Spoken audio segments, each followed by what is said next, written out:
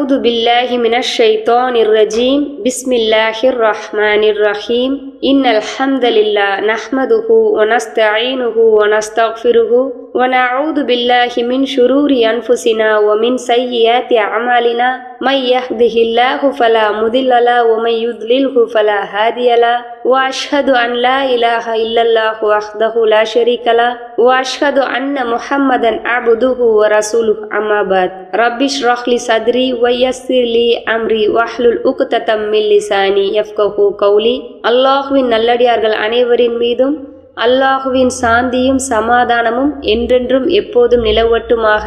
அஸ்ஸலாமு அலைக்கும் வரஹ்மத்துல்லாஹி வபரகாத்துஹு.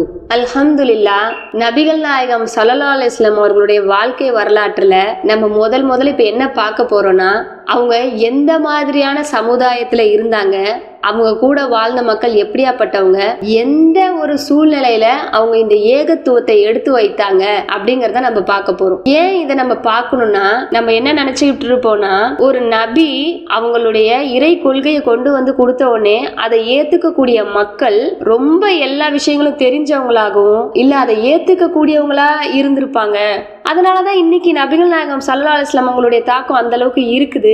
ஏன்னா உலகத்துல உள்ள மக்களுடைய பெயர்களை எடுத்துக்கிட்டோம்னா அதிகமா வைக்கப்பட்ட ஒரு பெயரா எந்த பெயர் இருக்குன்னா முஹம்மது அப்படிங்கிற பெயர். நீங்க எந்த ஒரு பெயரோட சேர்த்து பார்த்தாலும் சரி அதுல முஹம்மது சேர்ந்திருக்கும். அதாவது இந்த உலகத்துல அதிகமான மக்கள் இஸ்லாமியர்களா இருக்காங்க. அந்த இஸ்லாமியர்கள்லயே அதிகமான மக்கள் தாம் புள்ள இந்த மாதிரி வரணும், இவங்களுடைய நன்மைகளை என் புள்ள செய்யணும், இந்த உலகத்திலயும் மறுமையிலையும் அந்த முஹம்மது நபி எந்த ஒரு தரஜாத்தை அடைஞ்சாங்களோ அந்த தரஜாத்தை என் பிள்ளையும் அடையணும் அப்படின்னு ஆசைப்பட்டு தான் எல்லாருமே இந்த பேரை வைக்கிறாங்க. சரி, மக்களை விடுங்க. அல்லாஹ் தஆலா தன்னுடைய திருமறையில என்ன சொல்றான்னா ரஹ்மத்துல் ஆலமீன்னு சொல்றான். அதாவது இந்த உலகத்துக்கு எல்லாம் அருட்கொடையா உன்னை நான் அனுப்பி வச்சிருக்கேன்னு சொல்றான். யார சொல்றான்? ஒரு மனிதரை, தன்னுடைய தூதரை, இறைவனுடைய அடிமையை பார்த்து அல்லாஹ் தஆலா இந்த உலகத்துக்கு எல்லாம் அருட்கொடையா அனுப்பி வச்சிருக்கேன் அப்படின்னு சொல்றான். அப்போ இந்த பேர் கிடைக்கிறது சும்மாவா? இப்போ நம்ம ஒரு விஷயத்தை கொண்டு வந்து கொடுக்குற ஒரு தூதர்னு வச்சுக்கோங்களேன், அவங்க கொண்டு வந்து கொடுத்தாங்க. சரி, அந்த மக்களும் ரொம்ப சிந்திக்கக்கூடிய மக்கள், ஏத்துக்கொள்ளக்கூடிய மக்கள் அதை ஏத்துக்கிட்டாங்க, அதை நடைமுறைப்படுத்துறாங்க அப்படின்னு சொல்லும் போது அந்த மனிதனுக்கு அப்படி ஒரு சிறப்பு இருக்கு அப்படின்னு அர்த்தம் இல்லை. ஆனா நபிகள் நாயகம் ஸல்லல்லாஹு அலைஹி வஸல்லம் அவர்கள் எப்படியாப்பட்ட மனிதர்களுக்கு இடையில அனுப்பப்பட்டாங்க அப்படின்னு இறைவனே தன்னுடைய திருமறையில பல வசனங்கள்ல சொல்றான். அதாவது அந்த மக்களை இறைவன் எப்படி அறிமுகப்படுத்துறான்னா ஜாஹிலிய மக்கள் அப்படின்னு சொல்றான், அறியாமை காலத்து மக்கள் அப்படின்னு சொல்றான். இப்போ நம்மளே வச்சுக்கலாமே, நம்மள ஒரு மனிதர்கள் கிட்ட ஒரு விஷயத்த சொல்றதுக்காக அனுப்புறாங்கன்னு வச்சுக்கோங்களேன். இப்போ நம்ம யாருக்காக அனுப்பப்படுறோமோ அந்த மக்கள் அறிவானவர்களா இருந்தா நம்மளுக்கு பிரச்சனை இல்லை, நம்ம சொல்றத அவங்க புரிஞ்சுப்பாங்க. இல்ல அறிவே இல்லாத மக்களா இருந்தாலும் பிரச்சனை இல்லை, நம்ம சொல்றத புரிஞ்சுக்கலனாலும் ஏத்துப்பாங்க. நபிகள் நாயகம் ஸல்லல்லாஹு அலைஹி வஸல்லம் அவர்கள் எந்த மக்களுக்கு அனுப்பப்பட்டாங்கன்னா, அறிவு கிடையாது, அவங்க செய்யறதெல்லாம் தப்பா தான் இருக்கும், ஆனா அதை ஏத்துக்கொள்ளக்கூடிய மனிதர்களா அவங்க இருக்க மாட்டாங்க.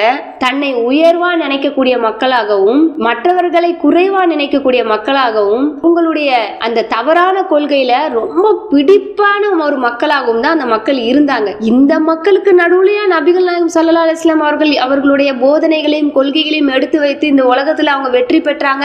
அந்த மாதிரி யோசிக்கிற அளவுக்கு அந்த மக்களுடைய செயல்பாடுகள் இருக்கும். இப்போ இந்த பயான்ல நம்ம பெரிய அளவுல படிப்பினைகளை தெரிஞ்சுக்கலனாலும் அந்த மக்கள் எப்படி இருந்தாங்க, அவங்க செய்த செயல்கள் என்னென்ன அப்படிங்கறத குர்ஆன் ஹதீஸ் மூலியமா நம்ம தெரிஞ்சுக்க இருக்கிறோம் இன்ஷா அல்லாஹ். ஏன்னா ஒரு மனிதர் செய்த சாதனையை சொல்லும் போது அவர் பிறந்தாரு, அவர் சம்பாதிச்சாரு, அவர் சாதிச்சாரு, அவர் வாழ்ந்தார், இறந்தார் என்று நம்ம சொல்றதை விட அவர் எந்த சூழ்நிலையில இதெல்லாம் செய்தாரு அப்படின்னு சொல்றது ரொம்ப முக்கியமான ஒரு விஷயம். அப்போதான் அந்த மனிதருடைய சாதனை எப்படியாப்பட்டது அப்படிங்கிறது மற்றவங்களுக்கு புரியும். ஏன்னா இன்னைக்கு நாகரிகத்துல நம்ம ரொம்ப உயர்ந்ததா சொல்லிக்கிட்டு இருக்கோம். இந்த நாகரிகம் உயர்ந்த காலத்துல படிப்பறிவுள்ள ஒரு மனிதன் படித்த நாகரிகம் பெற்ற மக்களிடம் சாதிக்க முடியாதத படிப்பறிவே இல்லாத நபிகள் நாயகம் ஸல்லல்லாஹு அலைஹி வஸல்லம் அவங்க அந்த அறியாமை காலத்து மக்களிடம் சாதிச்சு காட்டினாங்க. இப்போ நம்ம இறை கொள்கையை முதல்ல எடுத்துப்போம். இந்த இறை கொள்கையில அந்த அறியாமை காலத்து மக்கள் எப்படி இருந்தாங்க அப்படின்னு பார்த்தோம்னா, அதாவது இப்ராஹிம் அலைஹிஸ்ஸலாமுடைய வழித்தோன்றல்களும் அவர்களுடைய சந்ததிகளும் அந்த அரேபிய தீபகற்பத்துல பரவ தொடங்கினாங்க. அங்க அவங்க நல்லபடியா முதல்ல இறை வணக்கம் செய்து வாழ்ந்து கொண்டிருந்தாங்க. ஆனா அதுக்கப்புறமா காலம் செல்ல செல்ல அந்த மக்கள் கிட்ட அந்த சிலை வணக்கம் அப்படிங்கிறது பெருக தொடங்குச்சு. இந்த சிலைகளை எல்லாம் அவங்க வணங்கினதுனால அல்லாஹ்வை அவங்க வணங்காம இருந்தாங்களா அப்படின்னு கேட்டா அந்த மாதிரி நிலைமையிலும் இல்லை. அதாவது இப்ராஹிமுடைய வழித்தோன்றல்கள் அப்படின்னு தங்களை பெருமையா சொல்லிக்கிட்டாங்களே தவிர இப்ராஹிம் அலைஹிஸ்ஸலாம் அவர்கள் எடுத்து வைத்த அந்த ஏகத்துவத்தை அவங்க மறந்துட்டாங்க. நபிகள் நாயகம் ஸல்லல்லாஹு அலைஹி வஸல்லம் அவர்கள் மக்காவை வெற்றி கொண்டு மக்காக்குள்ள செல்லும் போது அந்த காபாவுல இப்ராஹிம் அலைஹிஸ்ஸலாம், இஸ்மாயில் அலைஹிஸ்ஸலாம் மற்றும் பல நபிமார்களுக்கு அவங்க சிலைகளை ஏற்படுத்தி வைத்திருந்தாங்க. அதாவது ஒரு நாளைக்கு ஒரு சிலைன்னு சொல்லி 365 நாளைக்கும் ஒரு சிலைகள் அவங்க ஏற்படுத்தி வைத்திருந்தாங்க. அல்லாஹ்வை பற்றிய புரிதல் அவங்களுக்கு எப்படி இருந்ததுன்னா, அல்லாஹ் தஆலா தன்னுடைய திருமறையில சொல்றான், அவனையன்றி பாதுகாப்பாளர்களை எடுத்து கொண்டிருப்பவர்கள் அவர்கள் எங்களை அல்லாஹ்வின் அருகே சமீபமாக கொண்டு செல்வார்கள் என்பதற்காகவே அன்றி நாங்கள் அவர்களை வணங்கவில்லை என்கின்றனர். எவ்வளவு ஈஸியா சொல்றாங்க பாருங்க. இந்த காலத்துல உள்ள மக்கள் சொல்ற மாதிரி, நாங்க இந்த சிலைகளை எல்லாம் உருவாக்கி வச்சிருக்கிறது, இந்த சிலைகள் எங்களை அல்லாஹ் கிட்ட நெருக்கமாக்கும் அப்படின்ற மாதிரியான கருத்தை அந்த காலத்திலேயே அந்த மக்கள் வச்சாங்க. அது மட்டும் இல்லாம என்ன சொல்லுவாங்களாம், தங்களுக்கு யாதொரு நன்மையோ தீமையோ செய்ய இயலாத அல்லாஹ் அல்லாதவற்றை வணங்குகிறார்கள். இன்னும் அவர்கள் இவை எங்களுக்கு அல்லாஹ்விடம் மன்றாட செய்பவை என்றும் கூறுகிறார்கள். எப்படி? இந்த சிலைகள் எல்லாம் அல்லாஹ் கிட்ட எங்களுக்காக மன்றாடும், பரிந்துரை செய்யும், அதுக்காக தான் நாங்க வச்சிருக்கோம். அதாவது அல்லாஹ் பெரிய கடவுள், இந்த சிலைகள் எல்லாம் சிறிய கடவுள், இவங்க எங்களை அல்லாஹ் கிட்ட நெருக்கமாக்கும் அப்படின்னு சொல்லி அந்த முஷ்ரிக்குகள் சொன்னதா அல்லாஹ் தஆலா தன்னுடைய திருமறையில சொல்றான். அது மட்டும் இல்லாம இப்ராஹிம் அலைஹிஸ்ஸலாம் அவர்கள் செய்த வணக்க வழிபாடுகள்லயும் சில வணக்க வழிபாடுகள் அந்த மக்கள் கிட்ட எஞ்சிதான் இருந்தது. ஆனா அதை எல்லாமே இப்ராஹிம் அலைஹிஸ்ஸலாம் கொண்டு வந்த முறைப்படி அவர்கள் செய்தாங்களா அப்படின்னு கேட்டா இல்ல. ஏன்னா அவங்க அந்த வணக்க வழிபாடுகள்லயும் பல மாறுதல்களை ஏற்படுத்திட்டாங்க. அதுலயும் பல சடங்குகளையும் அவர்களுடைய மன இச்சைகளையும் அவர்கள் இணைத்து ஒரு வழிபாடா அவங்க உருவாக்கி வச்சிருந்தாங்க. எந்த அளவுக்குன்னா அல்லாஹ் தஆலா தன்னுடைய திருமறையில சொல்றான், முஷ்ரிக்குகள் அல்லாஹ் நாடி இருந்தால் நாங்களும் எங்கள் மூதாதையர்களும் இணை வைத்திருக்க மாட்டோம், நாங்கள் எந்த பொருளையும் ஹராம் ஆக்கி இருக்கவும் மாட்டோம் என்று கூறுவார்கள். எப்படி சொல்றாங்க பாருங்க. அல்லாஹ் நாடி இருந்தா நாங்களும் எங்க மூதாதையர்களும் இந்த மாதிரியான இணையெல்லாம் வைக்க மாட்டோம்ப்பா. அதே மாதிரி அல்லாஹ் எதெல்லாம் ஹலால் ஆக்கியிருக்கானோ அதெல்லாம் எங்க விருப்பப்படி நாங்க அதை ஹராமாவும் ஆக்கி இருக்க மாட்டோம். அல்லாஹ் நாடல அதெல்லாம் நாங்க செய்யறோம் அப்படின்னு அந்த மக்கள் சொன்னாங்களாம். அது மட்டும் இல்லாம அந்த மக்கள் என்ன பண்ணாங்களாம், தவாப் செய்யறோன்ற பேர்ல அந்த காபாவை நிர்வாணமா சுத்தினாங்களாம். அதே மாதிரி பெண்கள் கூட என்ன பண்ணுவாங்களாம், அதாவது முன்பக்கம் திறந்துள்ள ஒரு மேற்சட்டையை போட்டுக்கிட்டு தவாப் செய்துட்டு வந்தாங்களாம். அது மட்டும் இல்லாம இப்போ தவாப் முடிச்சிட்டு வீட்டுக்கு வரும்போது என்ன தெரியுமா பண்ணுவாங்களாம், வீட்டுடைய பின்புறமா வீட்டுக்குள்ள நுழைவாங்களாம். அதான் அல்லாஹ் தஆலா தன்னுடைய திருமறையில சொல்றான், நம்பிக்கையாளர்களே, இஹ்ராம் கட்டிய நீங்கள் உங்கள் வீடுகளுக்கு அவற்றின் பின்புறமாக வந்து விடுவதனால் நல்லவர்களாக ஆகிவிட மாட்டீர்கள். எனினும் எவர் அல்லாஹ்வுக்கு பயந்து நடக்கிறாரோ அவரே நல்லவர். ஆதலால் நீங்கள் உங்கள் வீடுகளுக்கு அவற்றின் தலைவாசல்களின் வழியாகவே வாருங்கள், அல்லாஹ்வுக்கு பயந்தும் நடந்து கொள்ளுங்கள், இதனால் நீங்கள் வெற்றி அடையலாம். அதாவது நீங்க இபாதத்துன்னு செய்ய போறீங்க, அங்க போயிட்டு நிர்வாணமா தவாப் செய்றீங்க, சீட்டி அடிக்கிறீங்க. சீட்டி அடிக்கிறத இபாதத்துன்னு சொல்லி அந்த மக்கள் செய்துட்டு இருந்தாங்க. சீட்டி அடிக்கிறீங்க, கை தட்டுறீங்க, இந்த மாதிரி எல்லாம் பண்ணி இபாதத் செஞ்சுட்டுங்க. இப்படி எல்லாம் பண்ணிட்டு நீங்க பின்புறமா வந்துட்டா உங்களுடைய தவறுகள் எல்லாம் மன்னிக்கப்பட்டுரும் அப்படின்னு நினைக்கிறீங்களா அப்படின்னு அல்லாஹ் கேக்குறான். ஏன்னா அந்த மக்கள் இந்த மாதிரி பின்வாசல் வழியா வரத ஒரு சிறப்பான செயல் அப்படின்னு நினைச்சு செஞ்சுக்கிட்டு இருந்தாங்களாம். அப்போ நீங்க இப்படி எல்லாம் செஞ்சு நல்லவங்களா ஆக முடியாது, அல்லாஹ்வுக்கு பயந்தீங்கன்னா நீங்க நல்லவங்களா ஆயிடலாம். அதனால உங்க வீட்டு முன்வாசல் தலைவாசல் வழியாகவே வாங்க, ஆனா அல்லாஹ்வுக்கு பயந்து நடந்துக்கங்கப்பா அப்படின்னு அல்லாஹ் தஆலா தன்னுடைய திருமறையில சொல்றான். அது மட்டும் இல்லாம அந்த நிராகரிப்பாளர்கள் பல வகையான சிலைகளை வைத்திருந்தாங்க இல்லையா, அந்த சிலைகளுக்கு எல்லாம் ஒரு பேரையும் வச்சிருந்தாங்க. இப்போ நம்மளுக்கு நிறைய பேருக்கு தெரிஞ்ச பெயர்கள் லாத்து, உஸ்ஸா, மனாத்து, இந்த மாதிரியான சிலைகள் நம்மளுக்கு தெரியும். அது மட்டும் இல்லாம ஹூபுல் அப்படிங்கிற ஒரு மனித உருளான சிலை இருந்தது. அந்த செந்நிற கல்லிலான அந்த சிலை ஒற்றை கையோட இருக்குமா. அந்த ஒரு கைய இன்னொரு கைய தங்கத்திலான கை செய்து அணிவிச்சு இந்த சிலை தான் முதல்ல உருவாக்கப்பட்ட சிலை அப்படின்னு வரலாற்றுல இருக்கு. இதே மாதிரி இன்னும் பல சிலைகளையும் அவங்க உருவாக்கிக்கிட்டாங்க. அந்த சிலைகளை உருவாக்குனது மட்டும் இல்ல, அந்த சிலைகள் தங்களுக்கு நன்மையை செய்யும் அப்படின்னு நினைச்சு அந்த சிலைகளுக்கு குர்பானியும் கொடுக்க ஆரம்பிச்சாங்களாம். இதையும் அல்லாஹ் தஆலா தன்னுடைய திருமறையில எப்படி சொல்றானா, பூஜை செய்வதற்காக நியமிக்கப்பட்டவற்றில் அறுக்கப்பட்டவையும் உங்களுக்கு விளக்கப்பட்டுள்ளன. நம்பிக்கையாளர்களே, அறுக்கும் போது அல்லாஹ்வுடைய பெயர் கூறப்படாதவற்றை நீங்கள் புசிக்காதீர்கள், நிச்சயமாக அது பெரும் பாவமாகும். அதாவது அந்த காலத்துல ஓரிரை கொள்கைங்கிறது முழுமையா அழிஞ்சிரல. இப்ராஹிம் அலைஹிஸ்ஸலாமுடைய அந்த மார்க்கத்தை பின்பற்றின சில மக்களும் அங்க இருக்கதான் செஞ்சாங்க. இந்த முஷ்ரிக்குகள் என்ன செய்தாங்கன்னா, சிலைகளுக்கு பூஜை செஞ்சு அதுக்காக பலி கொடுக்க ஆரம்பிச்சாங்க. இந்த பலியை நீங்க சாப்பிடாதீங்க, இது உங்களுக்கு விளக்கப்பட்டிருக்கு. அதே மாதிரி அல்லாஹ் பெயர் கூறப்படாம அறுக்க கூடாது, அதை நம்ம சாப்பிடக்கூடாது, அது பெரிய பாவம்னு அல்லாஹ் தஆலா குர்ஆன்ல சொல்றான். அது மட்டும் இல்லாம விவசாயம், ஆடு மாடு ஒட்டகம் போன்ற அல்லாஹ் உற்பத்தி செய்பவற்றில் ஒரு பாகத்தை தங்கள் விருப்பப்படி குறிப்பிட்டு அல்லாஹ்வுக்கு என்றும் மற்றொரு பாகத்தை இது எங்களுடைய தெய்வங்களுக்கு என்றும் கூறுகின்றனர். அவர்கள் தங்கள் தெய்வங்களுக்கென குறிப்பிட்ட பாகத்தில் எதுவும் அல்லாஹ்வுக்கு சேருவதில்லை. எனினும் அல்லாஹ்வுக்கென குறிப்பிட்டவை நல்லவையாயிருந்தால் அவர்களுடைய தெய்வங்களுக்கே சேர்ந்து விடுகின்றன. அவர்கள் செய்யும் இத்தீர்மானம் மிக கெட்டது. எப்படி பண்ணிருக்காங்க பாருங்க. அதாவது அல்லாவுக்கும் அவங்க அப்ப பலி கொடுத்தாங்களாம். எப்படின்னா, இப்ப விவசாயம், ஆடு மாடு ஒட்டகம் இந்த மாதிரியான உற்பத்தியை கொடுக்கிற பொருட்கள்ல தங்களுடைய விருப்பப்படி என்ன பண்றாங்க, இது கொஞ்சம் அல்லாவுக்கு, இது கொஞ்சம் எங்களுடைய தெய்வங்களுக்கு. இப்போ அவங்களுடைய தெய்வங்களுக்கு கொடுக்கப்பட்டதுல இருந்து எடுத்து அல்லாஹ் கொடுக்க மாட்டாங்களாம். ஆனா அல்லாவுக்கு கொடுத்ததுல ஏதாவது நல்லதா இருந்ததுன்னா அதை எடுத்து அவங்க தெய்வங்களுக்கு இது நீங்க வச்சுக்கோங்க அப்படின்னு கொடுப்பாங்களாம். இந்த மாதிரியான கேடுகட்ட செயல்களை அவங்க செஞ்சிருக்காங்க. சில ஆடு மாடு ஒட்டகம் ஆகியவற்றில சிலவற்றை குறிப்பிட்டு அதை தடுத்துருவாங்களாம். மற்றவர்கள் யாரும் உண்ணக்கூடாது. புரோகிதர்களுக்கும் குருமார்கள் இருப்பாங்க இல்லையா, இதெல்லாம் அவங்களுக்கான அதாவது சிறப்பான பொருட்கள் எல்லாம் தூக்கி அவங்களுக்கு வச்சிருவாங்களாம். சில ஆடு மாடு ஒட்டகங்களை குறிப்பிட்டு இது மேலெல்லாம் ஏறுவதோ சுமையேற்றுவதோ கூடாது அப்படின்னு சொல்லுவாங்களாம். சில ஆடு மாடு ஒட்டகங்களை குறிப்பிட்டு இவற்றை அறுக்கும் போது அல்லாஹ்வுடைய திருநாமத்தை எல்லாம் சொல்லக்கூடாது அப்படின்னு அல்லாஹ் கட்டளை இட்டுக்கிறான் அப்படின்ற மாதிரி பொய்யான கருத்துக்களை சொல்லி அவங்க என்ன பண்ணுவாங்களாம், இந்த பழக்கத்தை செய்து கொண்டிருந்தாங்க அப்படின்னு அல்லாஹ் தஆலா தன்னுடைய திருமறையில சொல்றான். இந்த சடங்குகளுக்கு சில பெயர்களையும் வச்சிருந்தாங்கன்னு அல்லாஹ் தஆலா சொல்றான். அதாவது பஹீரா, சாபியா, வசீலா, ஹாம் இந்த மாதிரியான சடங்குகளை அவங்க ஏற்படுத்தி வச்சிருந்தாங்களாம். இதெல்லாம் அல்லாஹ் ஏற்படுத்தியவே அல்ல.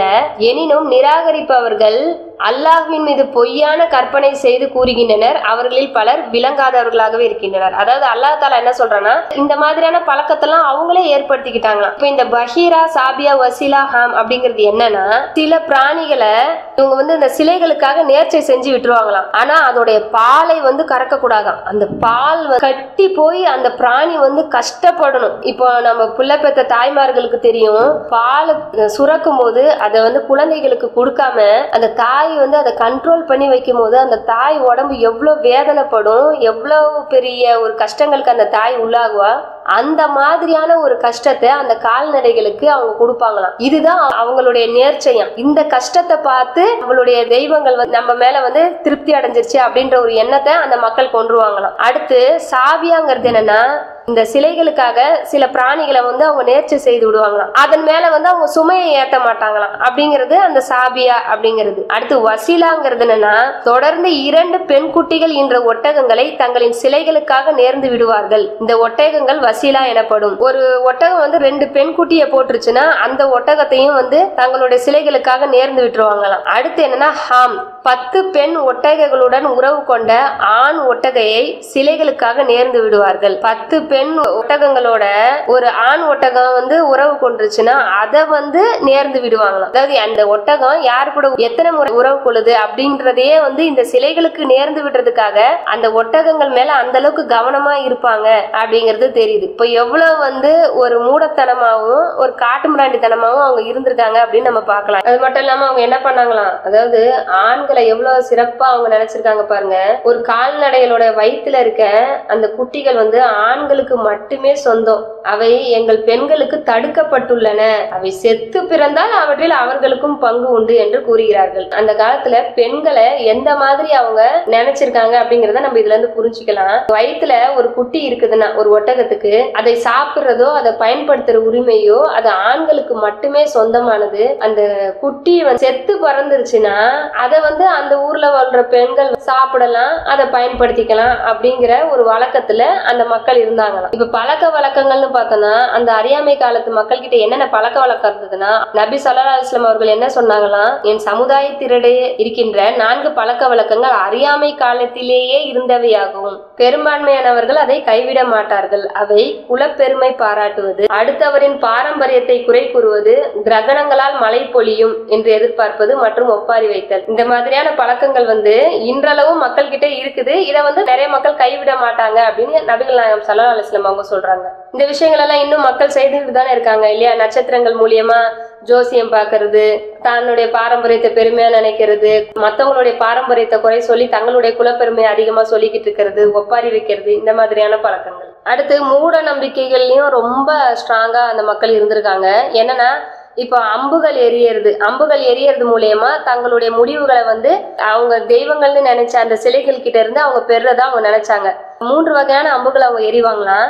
அதுல முதல்ல ஆம்னு எழுதப்பட்டிருக்கும், 2வது வகை இல்ல, 3வது வகையில எதுவுமே எழுதப்பட்டிருக்காதான். இந்த வகையாக அவங்க அந்த 3 அம்புகளையும் எழுதியிருப்பாங்களாம்.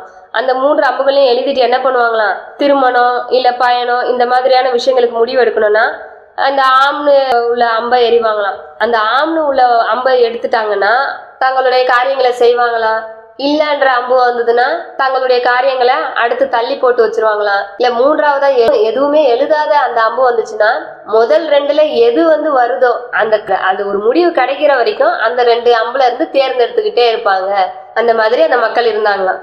இந்த மாதிரி சகுனம் பாக்குறது, ஜோசியம் பாக்குறது, அந்த துர்க்குறி பாக்குறது, இந்த மாதிரியான நிறைய விஷயங்களை அந்த மக்கள் செஞ்சுட்டு வந்திருக்காங்க. அதே மாதிரி இந்த சூதாடுறது, இந்த மது அருந்துறது, இதெல்லாம் அவங்க ஒரு பழக்கமா செஞ்சது மட்டும் இல்லாம இது கொடைத்தன்மைக்காகவும் செய்யறோம் அப்படின்னு அவங்க நினைச்சு செஞ்சிருக்காங்க. ஏன்னா இப்போ மது அருந்தும் போது அவனுடைய மூளை மலை அவன் என்ன செய்யறான் அப்படிங்கறது இழந்துருது. அவன் இருக்கிறதெல்லாம் தூக்கி கொடுத்துருவான். அதே மாதிரி சூதாடுறவனும் அவங்க கிட்ட இருக்க பொருளெல்லாம் தூக்கி வச்சிருவான் இல்லையா?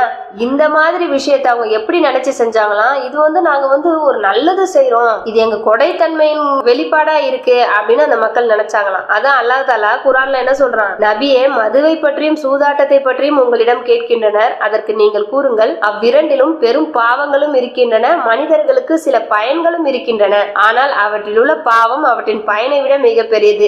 ஏன் இறைவன் இந்த மாதிரி சொல்றானா, அந்த காலத்துல வாழ்ந்த மக்கள் அதை ஒரு பெரிய பயனா நினைச்சுக்கிட்டு இருந்தாங்க. இதனால மற்றவர்களுக்கு உதவுறன்னு நீ நினைச்சுக்கிட்டு இருக்க, ஆனா இதுல வர கேடு அந்த பயனை விட மிக கொடியதா இருக்கு அப்படின்னு இறைவன் தன்னுடைய திருமறையில சொல்றான். அடுத்து இவர்கள் மனிதர்களுக்கு கொடுத்த மரியாதைகளை பார்த்தோம்னா, இங்க பெண் அடிமைத்தனம் ரொம்ப தலை தூக்கி இருந்தது.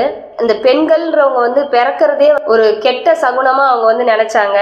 அவங்களுடைய முகம்லாம் கருத்து போயிடும், அதாவது பெண்கள் பிறக்கிறத அவங்க விரும்பல அப்படின்னு அல்லாஹ் தஆலா குர்ஆன்ல சொல்றான். அது மட்டும் இல்லாம பெண் குழந்தைகளை உயிரோட அப்படியே புதைச்சிருக்காங்க. இதுதான் அல்லாஹ் தஆலா தன்னுடைய திருமறையில நபிகள் நாயகம் ஸல்லல்லாஹு அலைஹி வஸல்லம் அவங்கள சொல்றான். வாருங்கள், உங்கள் இறைவன் உங்கள் மீது விலக்கி இருப்பவற்றையும் ஏவி இருப்பவற்றையும் நான் ஓதி காண்பிக்கிறேன். எப்பொருளையும் அவனுக்கு இணையாக வைக்காதீர்கள், பெற்றோருக்கு நன்மையை செய்யுங்கள், வறுமைக்கு பயந்து உங்கள் குழந்தைகளை கொல்லாதீர்கள், ஏனெனில் உங்களுக்கும் அவர்களுக்கும் நாமே உணவளிக்கின்றோம். வெளிப்படையான ரகசியமான மானக்கேடான காரியங்களை நீங்கள் நெருங்காதீர்கள். அல்லாஹ் தடுத்துள்ள எந்த ஒரு ஆத்மாவையும் நியாயமின்றி அல்லாமல் கொலை செய்யாதீர்கள். இதுல அவங்க எவ்வளவு மானக்கேடான செயல்களை செஞ்சிட்டு இருக்காங்க, வெளிப்படையாகவும் ரகசியமாகவும் அப்படிங்கிறது தெரியுது. தாழ்த்தப்பட்ட மக்கள் தங்களுக்கு வறுமைக்கு பயந்து உயிர்களை கொண்டிருக்காங்க. அதே மாதிரி இந்த ஆண்களை விரும்பி பெண்களை புறக்கணிக்கிற மக்கள் என்ன பண்ணிருக்காங்க, நியாயம் இல்லாம அந்த ஆத்மாவை கொலை செஞ்சிருக்காங்க அப்படிங்கிறது தெரியுது. அதே மாதிரி இறைவன் தன்னுடைய வசனங்கள்ல என்ன சொல்லி காட்டுறானா, அந்த இறந்த அந்த பெண் குழந்தைகளை நான் எழுப்பி நீ எந்த தப்புக்காக இப்படி கொலை செய்யப்பட்ட அப்படின்னு கேட்ப அப்படின்னு அல்லாஹ் தஆலா சொல்றான். அந்த அளவுக்கு ஈவிரக்கம் இல்லாமல் அந்த பெண்களை கொலை செய்யக்கூடியவங்களாகவும், அந்த பெண்கள் தங்களுடைய கோத்திரத்துக்கு கிடைச்ச ஒரு பெரிய அவமான சின்னம் அப்படின்னு நினைச்சவங்களாவும் தான் அந்த மக்கள் இருந்திருக்காங்க. அதே மாதிரி திருமணம் எப்படி முடிப்பாங்க அப்படின்னு கேட்டோம்னா, அந்த திருமணத்திலேயுமே 4 வகையில அந்த காலத்து மக்கள் திருமணம் செஞ்சிருக்காங்க. முதல் வகை எப்படி இருக்கும்னா, இப்ப நம்ம எப்படி பண்றோமோ அதே மாதிரி திருமணம், அதாவது மகர் கொடுத்து பொறுப்பாளரை வச்சு பெண் கிட்டையும் ஆண் கிட்டையும் சம்மதத்தோட நடக்கிற ஒரு திருமணமா இருந்தது. அடுத்த வகையான திருமணம் எப்படி இருந்ததுன்னா, ஒரு பெண்ணை ஒரு ஆண் திருமணம் பண்ணிடுவாராம். அந்த திருமணம் பண்ண பிறகு உயர்ந்த குலத்துல ஏதாவது ஒரு ஆண் இருந்தா அந்த ஆண் கிட்ட போய் நான் உன்னோட உறவு வச்சுக்கிறேன் அப்படின்னு நீ கேளு அப்படின்னு சொல்லி அந்த பெண் கிட்ட சொல்லி அந்த உயர்ந்த குலத்தில் இருந்த அந்த ஆணோட அவருடைய மனைவி கொண்ட பிறகு அந்த உயர்ந்த குலத்து ஆண்னால அவனுடைய மனைவி கருவுட்டுட்டா அப்படின்னு தெரியற வரைக்கும் அந்த பெண்ணை, அதாவது அவனுடைய மனைவியை அந்த கணவன் தொட மாட்டானா. அந்த கருவுட்டுட்டா அப்படிங்கிற விஷயம் தெரிந்த பிறகுதான் அவகிட்ட அவன் ஒரு கணவனா அவன் வாழ ஆரம்பிப்பான் அப்படின்ற ஒரு முறை. இது எதுக்காகனா, உயர்ந்த குலத்துல உள்ள ஒரு குழந்தை தனக்கு பிறக்கணும், குல பெருமையை காப்பாற்றணும், அந்த குல பெருமை தான் நமக்கு முக்கியம் அப்படிங்கிற ஒரு எண்ணத்தினால இந்த மாதிரியான கேடுகட்ட செயல்களை அந்த மக்கள் செஞ்சிருக்காங்க. தன்னுடைய மனைவி இன்னொருத்தன் கிட்ட போனாலும் பரவாயில்ல, ஆனா எனக்கு உயர்ந்த குலத்துல உள்ள ஒரு குழந்தை வேணும் அப்படின்னு குலப்பெருமை பிடித்த மனிதர்களா அந்த மக்கள் இருந்திருக்காங்க. அதே மாதிரி மூன்றாவது வகை என்னன்னா, ஒரு 10 பேர் கொண்ட ஒரு குழுவினர் என்ன பண்ணுவாங்க, ஒரு இடத்துல ஒன்று கூடி ஒரு பெண்ணோட உடலுறவு கொள்வாங்களாம். அது என்ன ஆகும்னா, அடுத்து அவ கருத்தறிவிச்சு பிரசவமாகி சில நாள் கழியும் போது அவ அந்த 10 பேரையும் அங்க கூப்பிடுவாளாம். 10 பேரையும் கூப்பிட்டுட்டு, நீங்க என்ன விஷயம் செஞ்சீங்க அப்படிங்கிறது உங்க எல்லாருக்குமே தெரியும். இப்ப எனக்கு குழந்தை பிறந்துருச்சு, இப்ப இந்த குழந்தைக்கு தகப்பன் வேணும், அப்ப நான் இந்த 10 பேர்ல இருந்து ஒரு தகப்பனை தேர்ந்தெடுத்துக்கிறேன் அப்படின்னு சொல்லிட்டு ஒருத்தனை அதுல சுட்டி காட்டி அந்த குழந்தைய அந்த தகப்பன் கிட்ட ஒப்படைப்பாளாம். இப்போ இந்த குழந்தைக்கு தகப்பன் யாரு அப்படிங்கறதே அவளுக்கும் தெரியாது, அவங்களுக்கும் தெரியாது. இப்போ உள்ள டெஸ்டிங் மாதிரிலாம் அப்போதைக்கு எடுக்க முடியாது. ஆனா அந்த தகப்ப அதை ஒத்துக்கிட்டு சரி இதுதான் என்னுடைய குழந்தை அப்படின்னு அவன் முடிவு பண்ணி வளர்க்க ஆரம்பிப்பானா. இந்த மாதிரியான திருமண முறையும் அந்த காலத்துல இருந்தது. அடுத்து 4வது முறை எப்படி இருந்ததுன்னா, நிறைய மக்கள் ஒரு இடத்துல ஒன்று கூடி ஒரு பெண்ணுடன் கொள்வாங்க. எத்தனை பேர் வந்தாலும் அவ தன்கிட்ட வரவங்களை அவ தடுக்க மாட்டாங்க. அவ ஒரு விலை மாது, அவர்களுடைய வீட்டு வாசல்ல ஒரு அடையாள கொடிகளை நட்டு வைத்திருப்பாங்க. அப்போ அங்க அந்த விரும்பிய ஆண்கள் எல்லாருமே அங்க போய் அந்த பெண்ணுடன் உறவு கொண்டு, அந்த பெண் கருத்தரித்து குழந்தை பிறந்த உடனே என்ன பண்ணுவாங்களாம், அந்த பெண்ணோட யார் யாரெல்லாம் உறவு கொண்டாங்களோ அவங்க எல்லாருமே அவங்க ஒன்று திரட்டப்படுவாங்க. தந்தை பிள்ளையை அறிகிற சோதனை இப்ப எப்படி இந்த DNA டெஸ்ட் அந்த மாதிரிலாம் இருக்கோ, அப்போ அந்த அங்க அடையாளங்களை வச்சு அந்த குழந்தைய அறிகிற நிபுணர்கள் அங்க வருவாங்களாம். ஓ இவன் தான் இவனுக்கு தந்தை, இவன் ஜாடையில தான் இருக்குது அப்படின்னு சொல்லி அந்த ஒரு மனிதனை தேர்ந்தெடுத்து அவனோட அந்த குழந்தைய சேர்த்து விட்டுருவாங்களாம். இந்த மாதிரியான ஒரு கேடுகட்ட ஒரு திருமண முறையும் அந்த காலத்துல இருந்திருக்கு. ஆயிஷா ரலியல்லாஹு அன்ஹா சொல்றாங்க, முகமது நபி நபியாக அனுப்பப்பட்டவுடன் முதல் வகை திருமணத்தை தவிர மற்ற எல்லா திருமண முறைகளையும் ஒழித்து விட்டார்கள் அப்படின்னு சொல்றாங்க. அதாவது இப்ப நம்ம பண்றோம் இல்லையா, அழகா மகர் கொடுத்து பொறுப்பாளரை வச்சு ஆண் பெண்ணுடைய சம்மதத்தோட நடக்குது இல்லையா, இந்த திருமண முறைக்கு மட்டும்தான் அங்கீகாரம் அளிக்கப்பட்டது. இதை தவிர உள்ள மற்ற எல்லா திருமண முறைகளுமே நபிகள் நாயகம் ஸல்லல்லாஹு அலைஹி வஸல்லம் அவங்க ஒழித்துட்டாங்க. இந்த மாதிரி நிறைய விஷயங்கள் அந்த மக்கள் செஞ்சுக்கிட்டு இருந்திருக்காங்க. போரை பொழுதுபோக்கா அந்த மக்கள் செஞ்சுட்டு இருந்திருக்காங்க. WWன்னு சொல்லுவாங்க, அதாவது உமன், வைன் அண்ட் வார். இது மூணுமே முக்கியமான விஷயமா அவங்களுடைய வாழ்க்கையில இருந்திருக்கு. விபச்சாரம், மது அருந்துதல் மற்றும் போர் புரிதல், இது மூணையுமே அவங்களுடைய வாழ்க்கையோட பிரதான விஷயமா அவங்க நினைச்சிட்டு இருந்திருக்காங்க.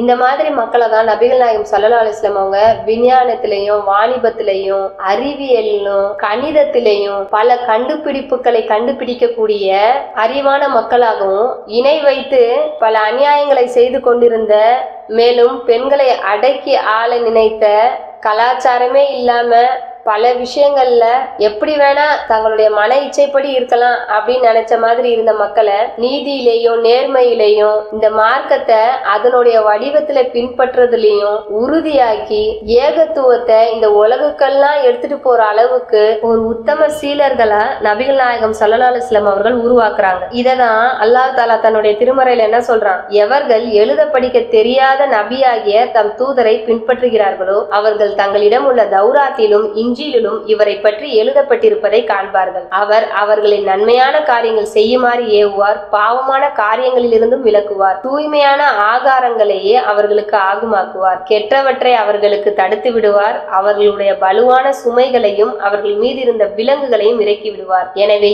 எவர்கள் அவரை மெய்யாகவே நம்பி அவரை கண்ணியப்படுத்தி அவருக்கு உதவி செய்து அவருடன் அருளப்பட்டிருக்கும் ஒளிமயமான வேதத்தையும் பின்பற்றுகிறார்களோ அவர்கள்தான் வெற்றி பெறுவார்கள். அதாவது நபிகள் நாயகம் ஸல்லல்லாஹு அலைஹி வஸல்லம் அவர்கள் எழுத படிக்க தெரியாம இருந்தா கூட இந்த மனிதர்களை அவர் எப்படி உருவாக்குனாரு, நன்மையான காரியங்களை செய்ய வச்சாரு, பாவமான காரியங்கள்ல இருந்து விலக்குனாரு, அவங்க செஞ்ச அந்த ஹராமான காரியங்களை எல்லாம் அவர் ஒழிச்சு ஹலாலான காரியங்களை அவங்கள செய்ய வச்சாரு. அது மட்டும் இல்லாம அவங்களே அவங்களுக்கு செய்து கொண்ட பாவங்கள், அவங்க மேல சுமத்தி கொண்ட அந்த சுமைகள், இது எல்லாத்தையுமே விலக்குனாரு. மற்ற மனிதர்களை அவங்க அடிமையா வச்சிருந்தாங்க. அந்த அடிமையா வச்சிருக்கிறது எவ்வளவு பெரிய தப்பு. நம்ம இறைவனுக்கு மட்டும்தான் அடிமை அடிமையா இருக்கணும். அப்போ மற்ற மனிதர்களை நம்ம அடிமையா வச்சிருக்கிறது மிகப்பெரிய தப்பு அப்படின்னு அவங்க யாரெல்லாம் அடிமையாக வச்சிருந்தாங்களோ அந்த அடிமைகளுடைய சுதந்திரத்துக்கு மட்டும் நபிகள் நாயகம் ஸல்லல்லாஹு அலைஹி வஸல்லம் அவர்கள் வழிகோலல, அந்த முதலாளிகளா யாரெல்லாம் மற்ற மனிதர்கள் தனக்கு அடிமைன்னு நினைச்சுக்கிட்டு இருந்தாங்களோ அந்த முதலாளிகளையே நான் இறைவனுக்கு அடிமை,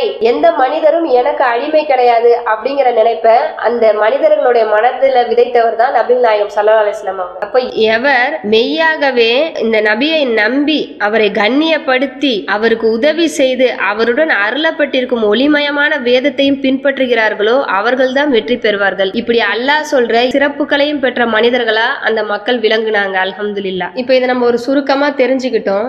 அடுத்து நபிகள் நாயகம் ஸல்லல்லாஹு அலைஹி வஸல்லம் அவர்களுடைய பிறப்பு, அவங்க யாரால வளர்க்க பெற்றாங்க, அவங்க இந்த ஏகத்துவ கொள்கையை எப்படி மக்களுக்கு எடுத்து வச்சாங்க, அதனால எதை மாதிரியான எதிர்ப்புகள்லாம் வந்தது அப்படின்னு நம்ம பார்க்கும் போதே இன்னும் இந்த மனிதர்களை பற்றி நம்மளால முழுசா புரிஞ்சிக்க முடியும் இன்ஷா அல்லாஹ். அது மட்டும் இல்லாம நபிகள் நாயகம் ஸல்லல்லாஹு அலைஹி வஸல்லம் அவர்களுடைய கொள்கை பிடிப்பையும் நம்மளால முழுமையா தெரிஞ்சிக்க முடியும். ஏன்னா இந்த மாதிரியான மனிதர்களுடைய வாழ்க்கைகளை நம்ம ஏன் படிக்கணும் அப்படின்னா அவங்க வாழ்ந்த சூழ்நிலையை நம்ம புரிஞ்சுக்கிட்டாதான் தாவா பணியில இருக்க ஒவ்வொரு மக்களும் அப்ப நம்ம எந்த மாதிரியான சூழ்நிலையில இருக்கோம், அப்ப நம்ம எவ்வளவு லேசான முறையில தாவா செய்ய முடியும், அதே மாதிரி அந்த தாவாவை கேட்கிற மனிதர்களும் எந்த மாதிரி லேசான முறையில இந்த நன்மையான விஷயங்களை ஏத்துக்க முடியும் அப்படிங்கிற ஒரு அறிவு நமக்கு கிடைக்கும். இன்னும் தாவா செய்யற மக்கள் இன்னும் அதிகமா வீரியமா தாவா செய்யறதுக்கு இன்ஷா அல்லாஹ் இதெல்லாம் துணை புரியும். அப்பதான் நபிகள் நாயகம் ஸல்லல்லாஹு அலைஹி வஸல்லம் அவர்களை இந்த உலகத்துக்கே அருட்கொடைன்னு இறைவன் ஏன் சொல்றான் அப்படிங்கறத நம்ம புரிஞ்சிக்க முடியும். இன்ஷா அல்லாஹ் அடுத்த வாரம் நபிகள் நாயகம் ஸல்லல்லாஹு அலைஹி வஸல்லம் அவர்களுடைய பிறப்பு, வளர்ப்பு மற்றும் இந்த ஏகத்துவ பிரச்சாரம் இதை பத்தி நம்ம பார்க்கலாம். வாஹிர் தவானா அனில் ஹம்துலில்லாஹி ரப்பில் ஆலமீன். அஸ்ஸலாமு அலைக்கும் வரஹ்மத்துல்லாஹி வபரகாத்துஹு. கேள்வி நேரம். சூரா ஆராஃப் 7வது அத்தியாயத்தில் அல்லாஹ் கூறுவதாக இங்கு எந்த வசனம் குறிப்பிடப்பட்டுள்ளது? அவற்றின் மூலம் நாம் என்ன அறிந்து கொள்ளலாம்? ஹிதாயா குழுமத்தில் இல்லாத சகோதர சகோதரிகள் தங்களுடைய பதில்களை எங்களுக்கு அனுப்ப விரும்பினால் திரையில் காட்டப்பட்டுள்ள இந்த வாட்ஸ்அப் எண்ணிற்கு வாட்ஸ்அப் செய்யவும். இன்ஷா அல்லாஹ்.